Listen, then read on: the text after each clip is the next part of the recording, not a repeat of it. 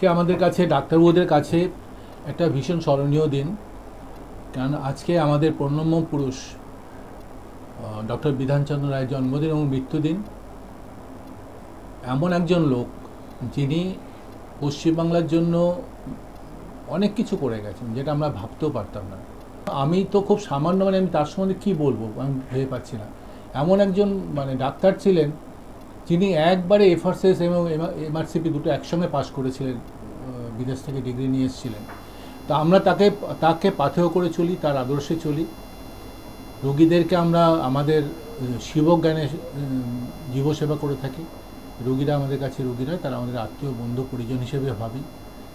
এবং স্যার বিধানচন্দ্র রায় যেরকমভাবে আমাদের যে পথ দেখিয়ে গেছেন, যে মানবতা হচ্ছে ডাক্তারদের বড় ধর্ম, মানবিক মুখ হতে হবে, মানবিকতা থাকতে হবে, শুধু কমার্শিয়াল সাইড হলে হবে না, এবং গরিব মানুষ প্রান্তিক মানুষের কাছেও যেতে হবে। শুধু হসপিটালে যেরকম ট্রিটমেন্ট করা সেগুলো তো আমরা করছি।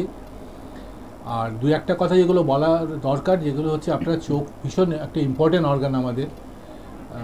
আমরা ধরুন একটা শিশু জন্মগ্রহণ করলো, আমরা তাকে ব্যস্ত হয়ে যাই তার ব্রেন ঠিক আছে কিনা, হার্ট ঠিক আছে কিনা, কিন্তু চোখটা এমন একটা রোগ আছে, রেটিনোপ্যাথি অফ প্রিম্যাচিউরিটি। জন্মের 1 মাসের মধ্যে যদি যাদের আমি এগুলো আপনাকে অ্যাওয়ারনেসের জন্য প্রত্যেকের জন্য বলছি, খুব ইম্পর্টেন্ট, বাবা মারা মনে রাখবেন।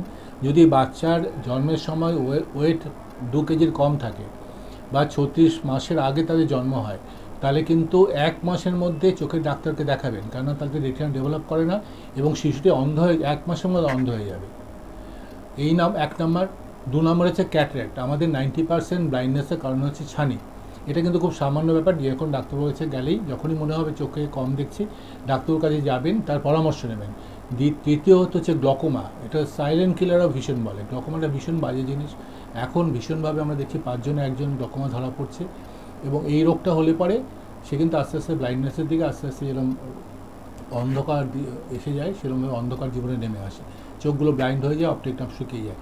এই গ্লকোমার ট্রিটমেন্ট আছে, কিন্তু আপনাদের সচেতন হতে হবে। আমরা চাই রোগ হওয়ার আগেই তাকে প্রতিরোধ, তাকে আটকে দেওয়া, রোগ যাতে হতেই না পারে। তার জন্য দরকার সচেতনতা। ডাক্তারবাবুদের বছরে একবার করে দেখানো, চোখের ব্যাপারটা বিশেষ করে। চোখ এমন একটা অঙ্গ যে চোখ না থাকলে জীবনটাই বৃথা হয়ে যায় আমাদের কাছে। আমরা যারা দেখতে পাই তারা বুঝি না, কিন্তু যারা দেখতে পায় না তারা সেই কষ্টটা, তাদের যে কী কষ্ট সেটা যাদের চোখ নেই তারাই একমাত্র বুঝতে পারে। সেই জন্য নিজেদের চোখের দৃষ্টি হারিয়ে ফেলার আগেই আপনারা সচেতন হবেন প্রত্যেকে।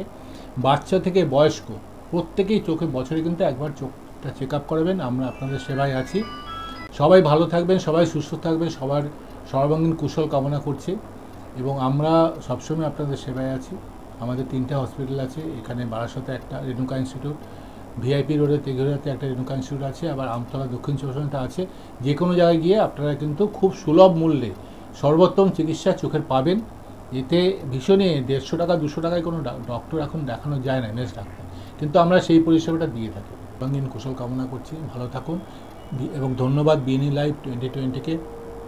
তারা এই যে অ্যাওয়ারনেস ক্যাম্পেইনগুলো ছড়িয়ে দিচ্ছেন আপনাদের মধ্যে, আমাদের থ্রু দিয়ে, এটার জন্য তারা বিশেষ ধন্যবাদ তাদের প্রাপ্য, এবং আমি তাদের ধন্যবাদ দিচ্ছি। এইগুলো আপনারা ডক্টরস ডেতে এই প্রোগ্রামগুলো আপনারা করে লোককে সচেতন করে তুলুন, যাতে তারা চোখ, হার্ট, কিডনি এইগুলো সম্বন্ধে তারা সচেতন থাকেন এবং এগুলোকে চেক আপ করেন।